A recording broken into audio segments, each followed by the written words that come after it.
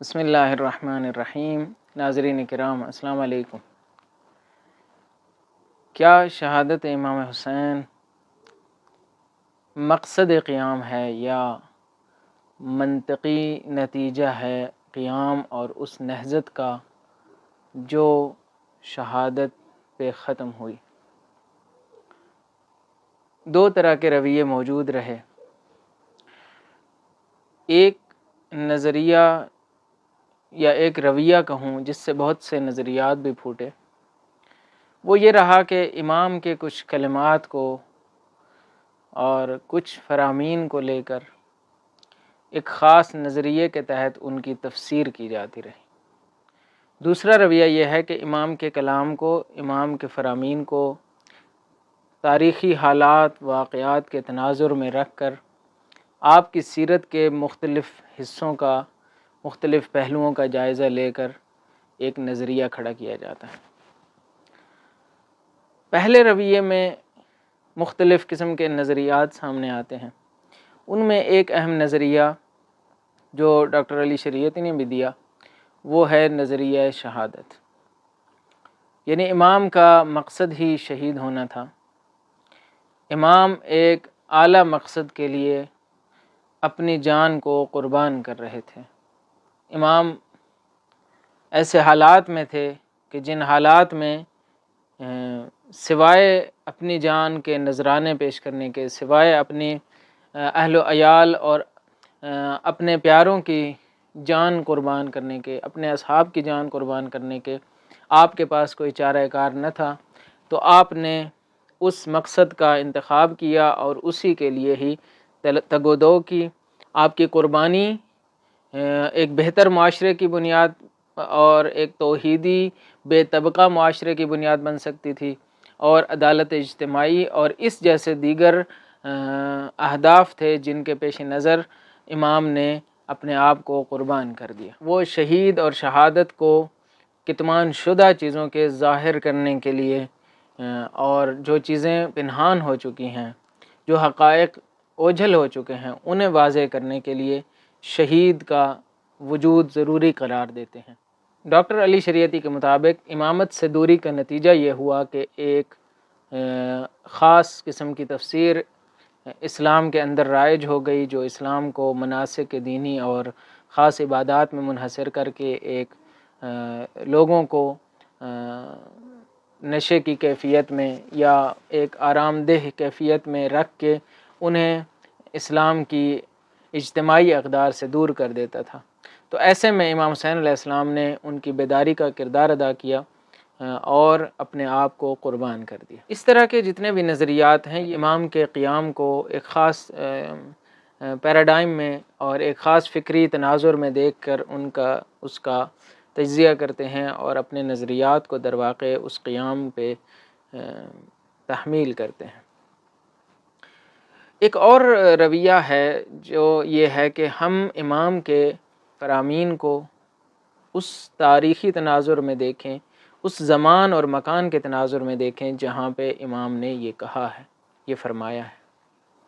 اور ان کے فرمودات کو ان کے سیرت کے تناظر میں اور ان کی سیرت کو ان کے فرمودات کے تناظر میں، اور دونوں کو باہم ملا کے حالات کے تناظر میں دیکھیں اور اس سے پھر ایک مجموعی نتیجہ لیں۔ کل کے پروگرام میں ہم نے یہ عرض کیا کہ یزیدی لشکر کے سپہ سالار عمر سعد کے ساتھ امام حسین علیہ السلام نے مذاکرات کیے۔ اس مذاکرات کی کیفیت، ان مذاکرات کا زمان یا وقت دقیق معین نہیں ہے کہ یہ پہلی، دوسری، تیسری یا چوتھی رات کو ہوئے، لیکن ظاہراً یہی لگتا ہے کہ پہلے 5 ایام میں ہوئے ہیں۔ معتبر روایات بتاتی ہیں کہ امام نے عمرو بن قرظہ انصاری کو عمر سعد کے پاس بھیجا اور وہاں سے اسے مذاکرات کی پیشکش کی۔ تو رات کے وقت 20 فوجیوں کے ہمراہ وہ بھی آ پہنچا اور امام علیہ السلام بھی اپنے اتنی تعداد ہی میں لوگوں کو لے کے وہاں پہنچے، لیکن مذاکرات کے وقت دونوں نے اپنے اپنے فوجیوں کو حکم دیا کہ آپ دور رہیں۔ تو مذاکرات شخصی اور خصوصی انداز میں ہوئے۔ مذاکرات میں جو کچھ ہوا وہ زیادہ برملا نہیں کیا گیا، یعنی خود امام حسین علیہ السلام نے آ کے بیان نہیں کیا کہ کیا کچھ ہوا ہے، یعنی ہمارے تک ان کی کوئی روایت نہیں پہنچی کہ امام علیہ السلام نے بیان کیا ہو اور کوئی راوی آ کے امام سے منسوب کر دے۔ تو اس مذاکرات میں کیا ہوا، اس حوالے سے مختلف چیمیں گوئیاں ہوئیں، لوگوں نے اپنے اپنے خیالات کے دوڑے دوڑائے اور یہ کہنے لگے کہ امام حسین علیہ السلام نے عمر سعد کو یہ تجویز دی ہے کہ تم میرے ساتھ چلو اور ہم یزید کے پاس چلتے ہیں اور ان لشکر کو ادھر ہی چھوڑو اور ہم وہاں جا کے بات کرتے ہیں۔ اور عمر سعد یہ کہتا ہے کہ اس وقت ابن زیاد کا کیا کروں، وہ میرا گھر خراب کر دے گا، میرا گھر گرا دے گا۔ تو امام کہتے ہیں میں حجاز میں جا کے تمہیں نیا گھر بنوا دوں گا۔ تو طبری پھر ہانی کی اس بات کو، جو اصل راوی ہے اس کا ہانی حضرمی، اس کی اس بات کو آگے بڑھاتا ہے کہ لوگ یہ جو باتیں کر رہے تھے ان کے پاس کوئی سند نہیں تھی ان چیزوں کی، اپنی طرف سے ہی خیالات کے گھوڑے دوڑا کے اپنی ہی باتوں کو، اپنے ہی خیالات کو بیان کر رہے تھے۔ طبری پھر یہاں پہ آ کے محدثین کے ایک گروہ کا عقیدہ یا ایک گروہ کا نظریہ نقل کرتا ہے کہ امام نے وہاں 3 پیشنہادیں یا 3 تجاویز دیں، اور اس میں ایک تجویز یہی تھی کہ میں جہاں سے آیا ہوں وہیں لوٹ جاتا ہوں، دوسری تجویز یہ تھی کہ میں یزید کے پاس جا کے بیعت کروں گا کہ جیسے وہ چاہے میرے ساتھ معاملہ کرے، اور تیسرا یہ ہے کہ مجھے بارڈر پہ بھیج دیا جائے۔ یہ محدثین کہاں سے یہ چیز لے کے آئے؟ جو ہمیں نظر آتا ہے ناچیز کی جو ناقص رائے ہے، اس کے مطابق اس رائے کی بنیاد، اس محدثین کے اس نظریے کی بنیاد عمر سعد کا وہ لیٹر ہے۔ عمر سعد جو ہے وہ اسی مذاکرات کے اختتام پہ ابن زیاد کو خط لکھتا ہے اور وہ کہتا ہے کہ یہ غائلہ ختم ہوا، صلح کے ساتھ ختم ہو، صلح صفائی کے ساتھ جو ہے وہ ختم ہو گیا، اور امام حسین علیہ السلام اپنے مواضع سے پیچھے ہٹ گئے۔ اور وہ لکھتا ہے کہ حسین متعہد ہوئے ہیں کہ جس مکان سے جہاں سے آئے تھے وہیں دوبارہ لوٹ جائیں، یا ہمارے ہی انتخاب سے وہ کسی بارڈر پہ چلے جائیں، کسی سرحدی علاقے میں چلے جائیں، یا خود یزید کے پاس جا کے اس کے ہاتھ میں اپنا ہاتھ دیں، اور وہ یزید جو چاہے گا، یزید معاملہ یزید پہ چھوڑ دیں کہ وہ آپ کے ساتھ کیا کرنا چاہے۔ تو یہ وہ عمر سعد کا لیٹر ہے جو ان محدثین کی رائے میں منعکس ہوا ہے۔ قطعاً امام کی جو بیعت والی بات ہے وہ درست نہیں ہے۔ اس کی وجہ یہی ہے کہ امام کی سیرت ابتدا ہی سے یہی انکار بیعت پر رہی، اور آپ نے اگر بیعت کرنی ہوتی تو وہیں ابتدا ہی میں کر لیتے، اتنی مشکلات نہ خریدتے، اور امام نے کہیں بھی یہ بیعت کا ذکر دوسری جگہ پہ کہیں بھی نہیں کیا۔ تو لہٰذا یہ بات تو اپنی جگہ ٹھیک ہے کہ بیعت کا ذکر اس لیٹر میں، اس خط میں عمر سعد کی اپنی چال ہو سکتی ہے،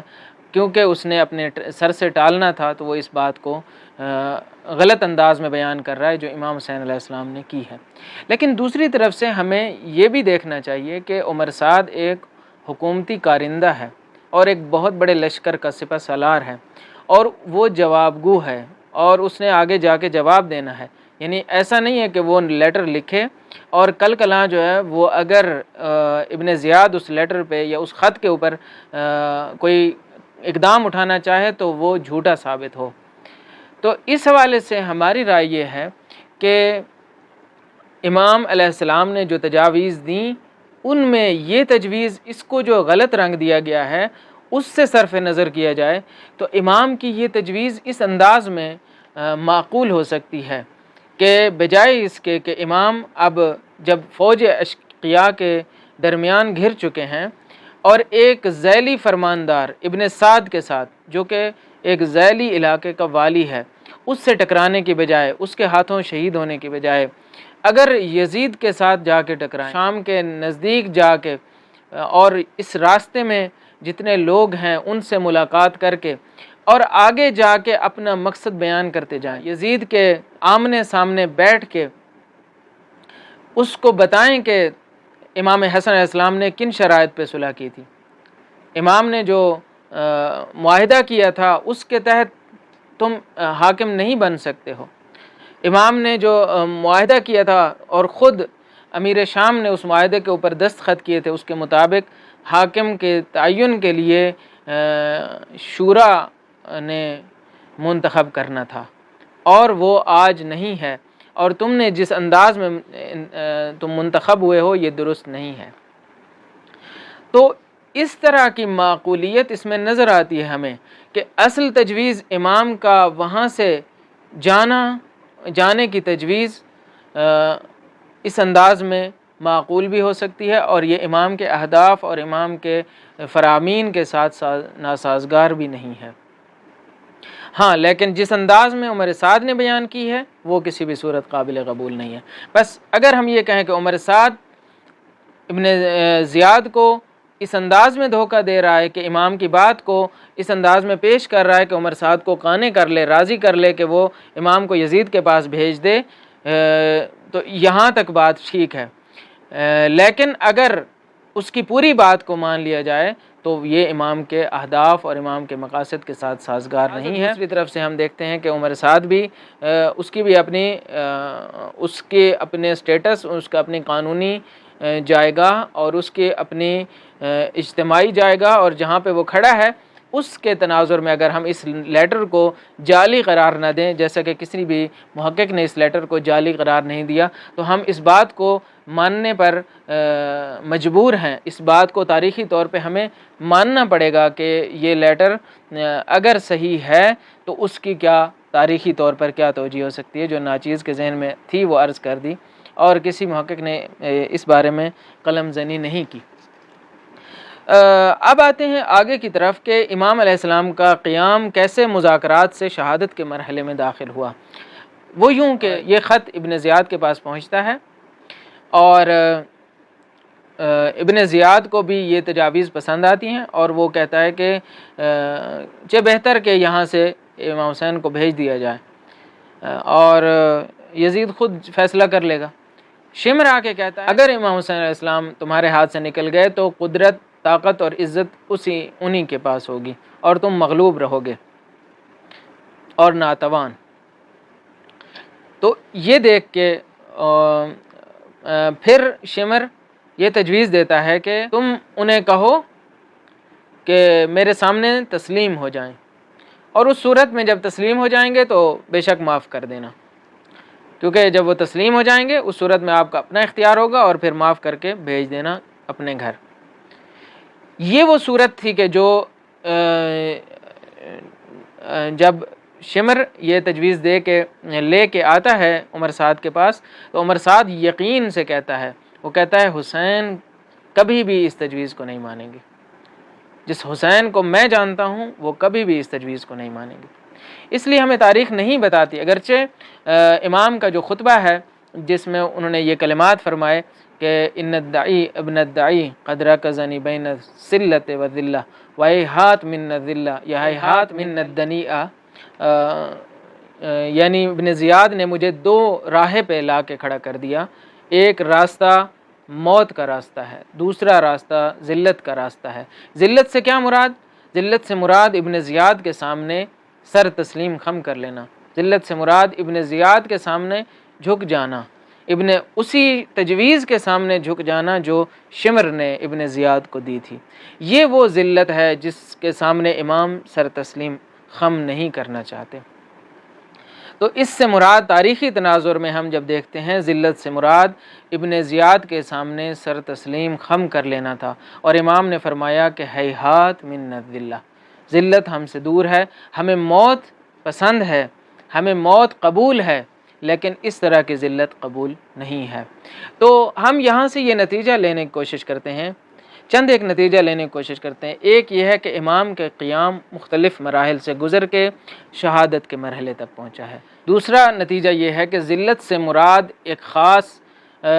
تجویز یا ایک خاص دستور کی پیروی ہے جو ابن زیاد نے دیا تاریخی تناظر میں عرض کر رہا ہوں کہ ذلت کا یہ مفہوم اس مطالبے پہ عمل کرنا ہے جس کے بارے میں دشمن اور دوست سب جانتے تھے کہ امام حسین علیہ السلام اس مطالبے کو نہیں مانیں گے۔ چنانچہ عمر سعد نے بھی کہا کہ لا یستسلم واللہ حسین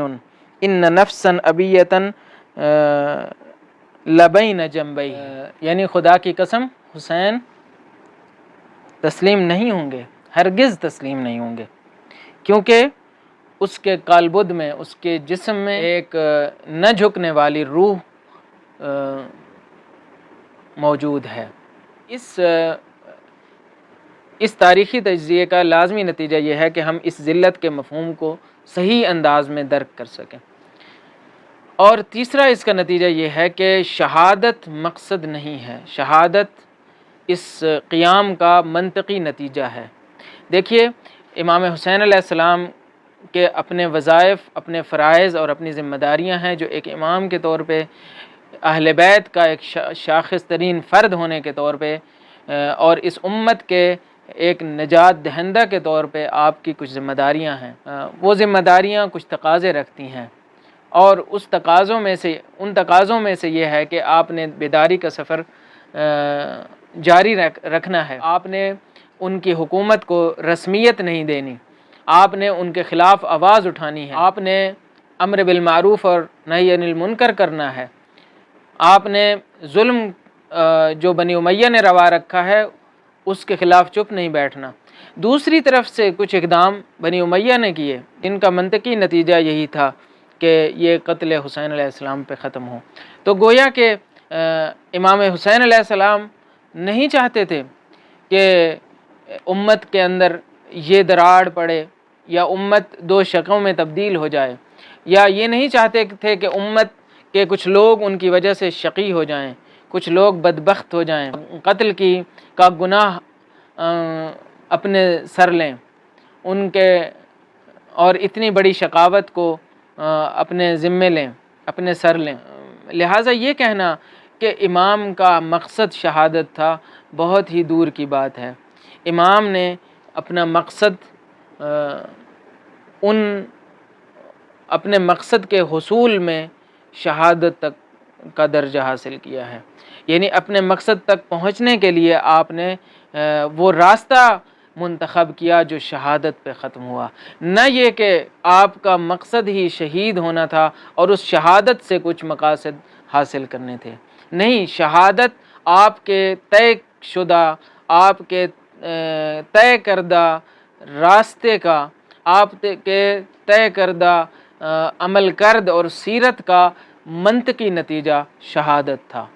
آپ کی شہادت ایک طرف سے امام حسین علیہ السلام کے ان اعلیٰ مقاصد کی عکاس ہے جن کے لیے آپ اپنا راستہ، دشوار گزار راستہ طے کر چکے تھے۔ دوسری طرف سے یہ شہادت ان اقدامات کا نتیجہ ہے جو بنی امیہ کی حکومت نے اپنے ابتدائی دور سے لے کر اہل بیت کے خلاف شروع کیے، اور آج وہ مثمر ثمر ہوئے، اور 61 ہجری کی عاشور کو ان کا نتیجہ سامنے۔ ظلم کے خلاف آپ کی بیداری مہم کا نتیجہ تھا، وہیں یہ شہادت ان اقدامات کا نتیجہ بھی تھا جو اموی حکومت اہل بیت کے خلاف کر چکی تھی اور جس نے اس نتیجے پر پہنچایا۔ بس ہم اس تجزیے کے نتیجے میں ہم جہاں نظریہ شہادت کے پرچارکوں کو کہہ سکتے ہیں کہ آپ کی بات امام حسین واقعیات پر پوری نہیں اترتی، وہاں ہم ابن تیمیہ اور اس جیسے لوگوں کو بھی آئینہ دکھا سکتے ہیں کہ جو امام حسین علیہ السلام کے قیام کو محض یک طرفہ دیکھتے ہوئے امام کو متہم کرتے تھے کہ آپ نے دنیا طلبی کے لیے اقدام کیا اور آپ نے امت کو دو ٹکڑوں میں بانٹ دیا۔ در حقیقت جنہوں نے امت کو دو ٹکڑوں میں بانٹا وہ طاقتیں ہیں جو ظلم کرتی ہیں، وہ طاقت ہے جو اصول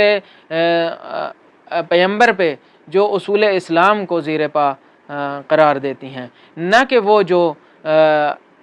اصل اسلام کے اصولوں کی بات کرتی ہے۔ در حقیقت ہمیں یہ دیکھنا ہوگا کہ امام کی شہادت ان اصولوں کے اوپر پوری اترتی تھی یا نہیں۔ آپ اپنے اصولوں پہ پورا اترتے ہوئے آپ نے پوری کوشش کی کہ لوگوں کو شقاوت سے بچایا جائے،